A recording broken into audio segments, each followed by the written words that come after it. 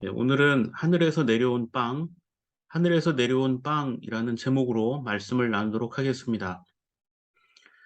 지난주 설교 시간에 그 출애굽기 16장 1절부터 15절 말씀을 보면서 거기에 등장하는 메추라기와 만나 이야기를 살펴보았습니다. 먹을 것이 없어서 불평하는 이스라엘 사람들에게 하나님께서 먹을 것을 구할 수 없는 광야에서 메추라기와 만나를 뿌려주시면서 내가 너희의 주인이다 라고 선언하셨습니다.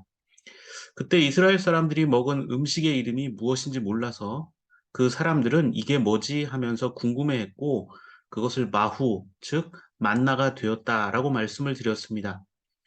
그리고 바울은 고린도전서 10장 3절에서 그것을 하나님께서 하늘에서 내려주신 신령한 음식이라고 했습니다.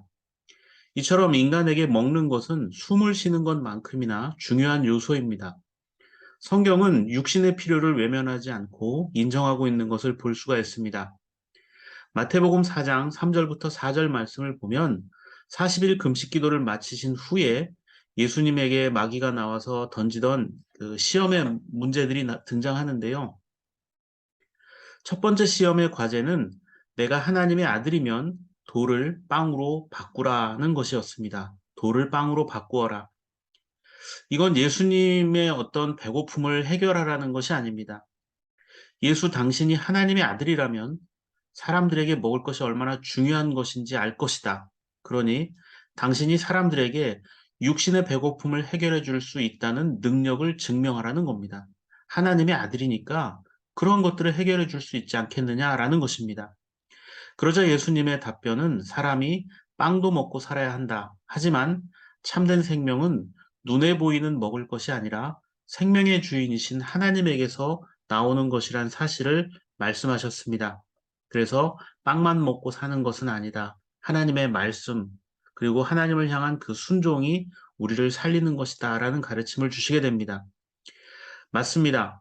이스라엘 사람들이 광야에서 만나를 먹었지만 그것이 그들에게 영원한 생명을 보장해 주진 않았습니다. 참된 구원과 생명은 오직 하나님의 말씀을 믿고 따르는 자들에게 주어지는 것이기 때문입니다. 오늘 우리가 읽은 세 번째 본문인 요한복음 6장엔 지난주 살펴보았던 만나 사건과 관련된 이 먹을 것에 대한 이야기가 등장하는 것을 볼 수 있습니다. 우리가 읽은 요한복음 6장은 크게 세 부분으로 나눌 수 있습니다. 맨 끝에 70절, 71절에 이 가룟 유다 배신을 예고하는 장면을 제외하면 크게 세 장면으로 나눌 수 있는데 우선 1절부터 15절에는 오병이어 사건, 그리고 16절부터 21절엔 주님께서 물 위를 걸어가신 장면, 그리고 22절부터 69절까지는 예수님께서 자신을 하늘에서 내려온 생명의 빵으로 설명하는 내용이 기록되어 있습니다. 그 중에 오병이어의 사건과 물 위를 걸으신 일 사이에 사람들이 예수님을 왕으로 삼으려 했던 일이 있습니다. 요한복음 6장 15절 말씀을 보면 예수께서는 사람들이 와서 억지로 자기를 모셔다가 왕으로 삼으려고 한다는 것을 아시고 혼자서 다시 산으로 물러가셨다라는 장면이 되어 있는데요. 사람들은 자신들에게 먹을 것을 나눠주신 예수님에게 왕이 되어달라고 요구합니다.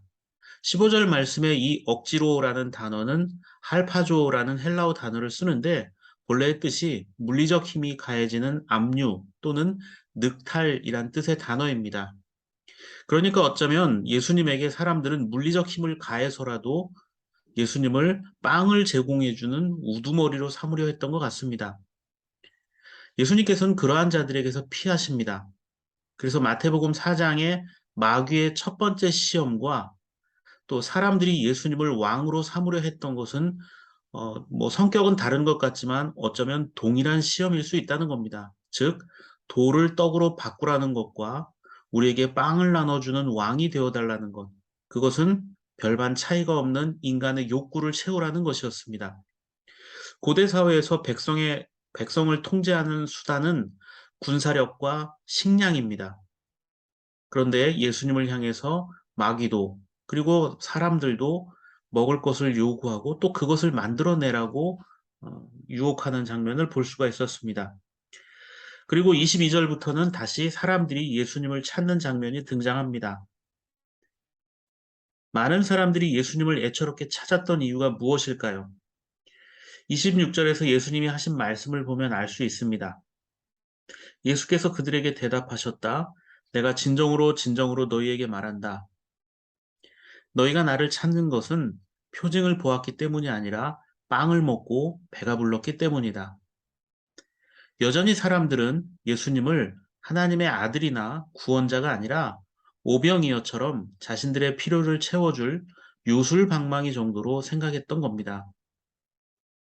그러자 27절부터 29절에서 자신들의 욕심을 채워줄 썩어 없어질 양식을 얻으려 하지 말고 영원한 생명의 양식을 얻어야 한다라고 주님께서 말씀하십니다.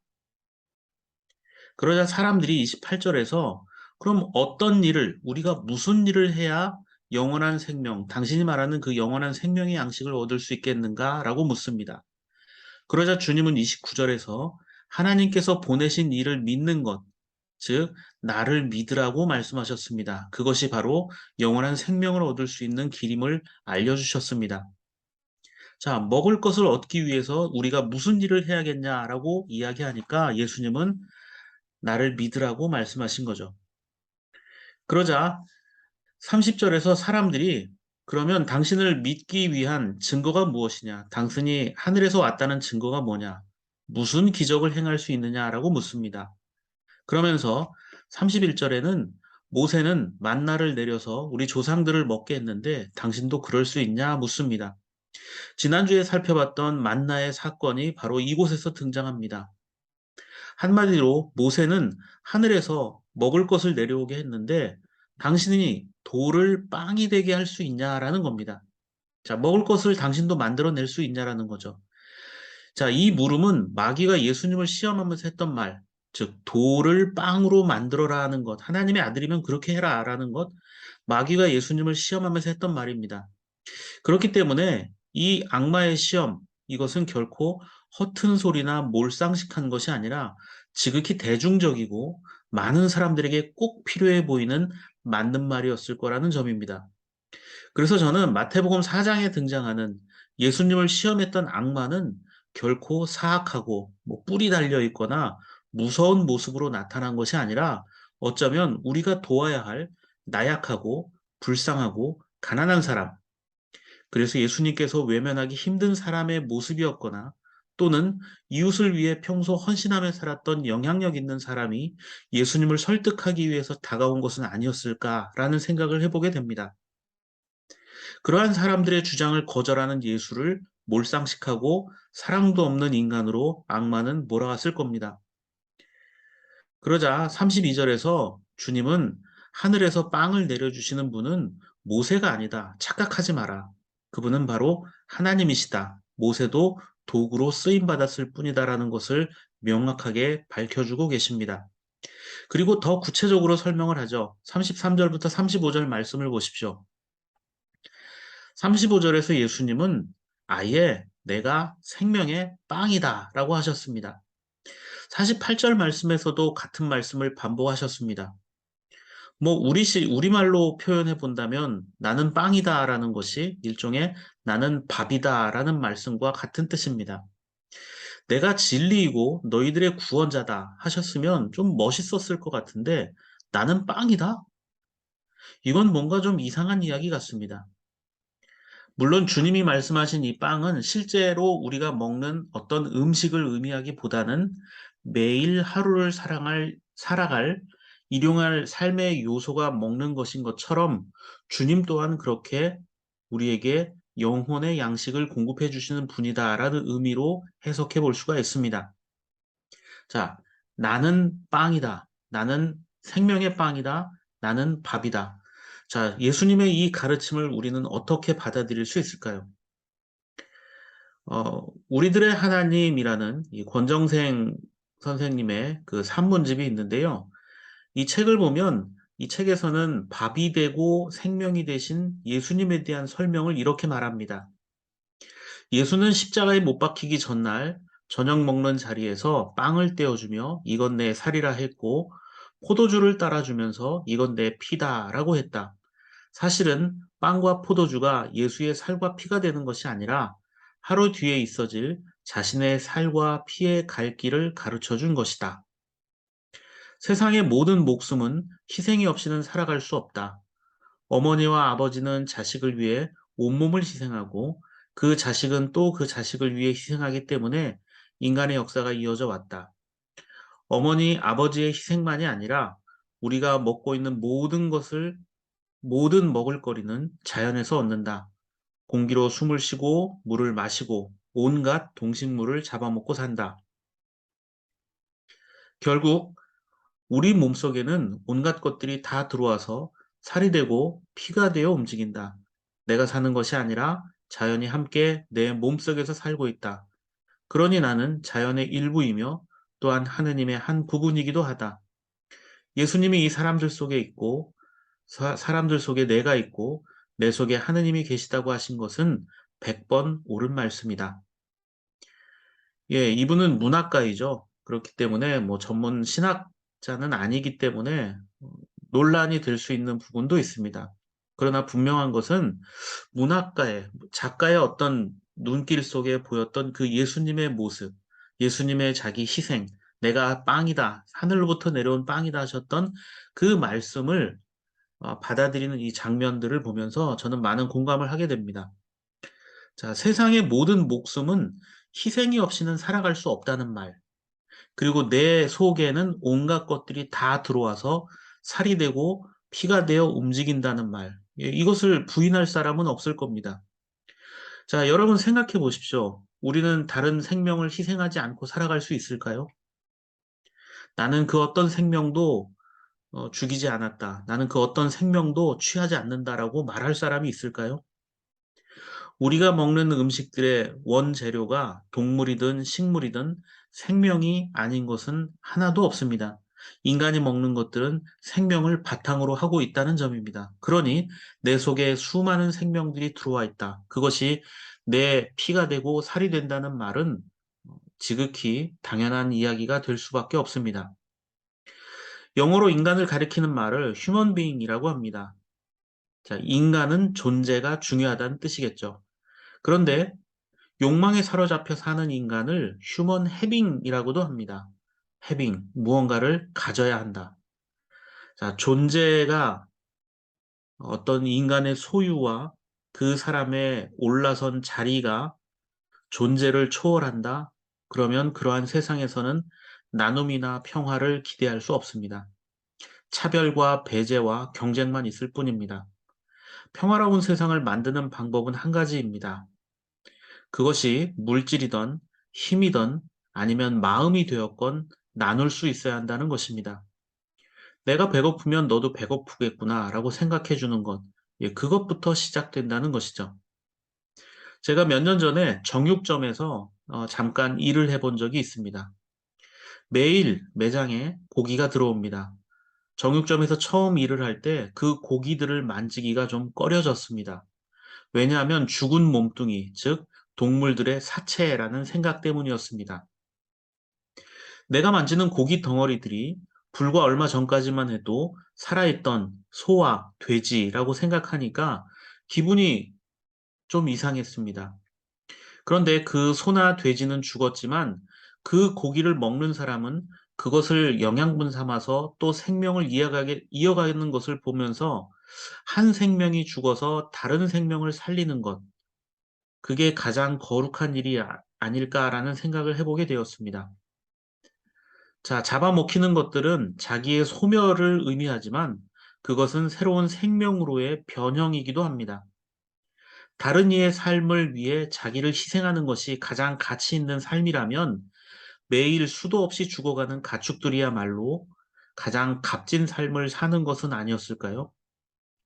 그리고 그런 희생의 제물을 향기롭다고 하신 하나님과 그런 생명의 제물이 되신 예수 그리스도에 대해서 묵상해 볼 수 있는 시간들이었습니다.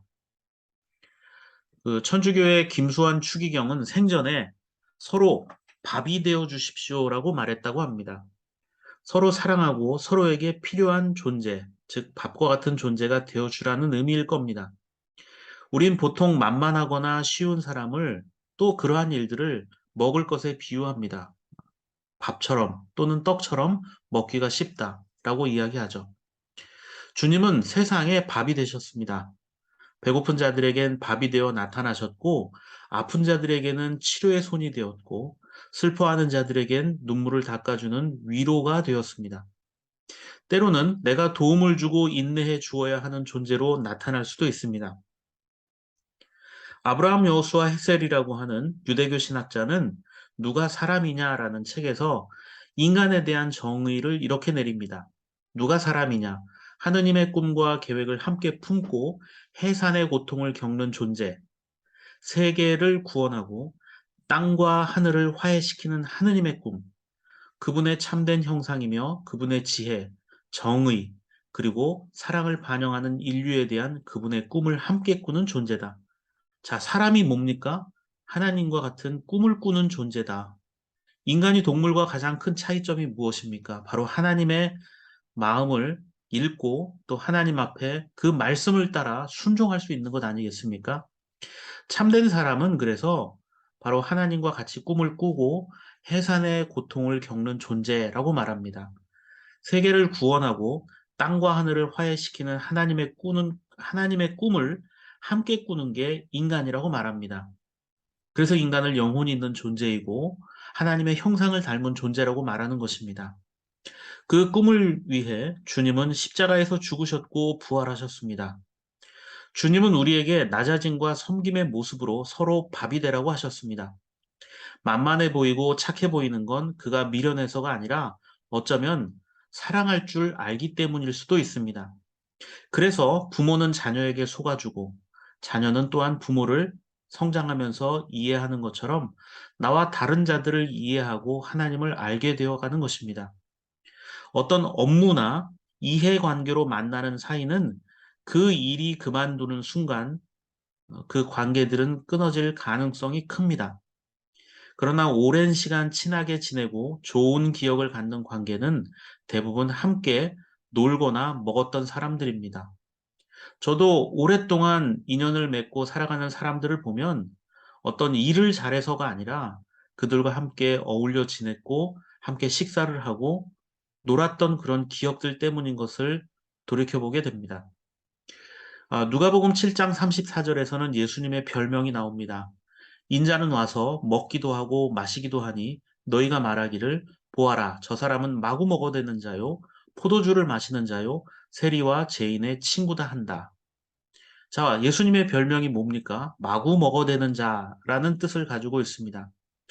예수님께서 사람들과 어울리는 것을 못마땅하게 여긴 자들은 주님을 향해서 저거 먹기를 탐하는 자, 또 술주정뱅이, 죄인들과 어울리는 아주 불량한 사람이라고 불렀습니다. 그런데 그런 밥처럼 만만해 보였던 그 주님께서 세상에 꼭 필요한 하나님의 사랑을 전하셨고 이 땅을 구원하셨습니다.